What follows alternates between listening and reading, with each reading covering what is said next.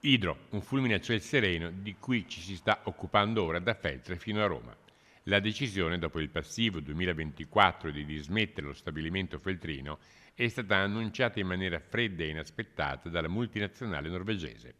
I sindacati, in una sala dove le immagini ricordano le manifestazioni sindacali degli anni 70 per quello stesso stabilimento, hanno voluto analizzare la situazione con una videoconferenza in cui un tecnico ha esposto i dati del gruppo che evidenziano grandi profitti, oltre 5 miliardi negli ultimi 4 anni e nessuna criticità. È una perdita assolutamente incidentale, nel senso che negli ultimi 4 anni, tenendo conto della perdita del 2024, Hydro Italy ha realizzato oltre 31 milioni di utile netto e ha distribuito oltre 16 milioni di euro di dividendi. Se poi guardiamo ai dati della multinazionale nel suo complesso, essendo una multinazionale che opera in maniera integrata, vediamo che negli ultimi 4 anni ha realizzato oltre 5 miliardi di euro di utile netto rettificato e di questi oltre 3 miliardi di euro sono stati distribuiti come dividendi. Quindi non siamo assolutamente di fronte ad un'azienda in crisi,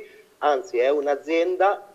a livello di multinazionale che sta crescendo e che realizza ogni anno profitti notevoli che distribuisce in dividendi. Ingiustificabile quindi la decisione di chiudere lo stabilimento di Feltre mettendo in strada, tra dipendenti diretti e indiretti, quasi 200 persone con altrettante famiglie alle spalle. È sbagliato guardare al singolo stabilimento, perché il singolo stabilimento fa parte di un gruppo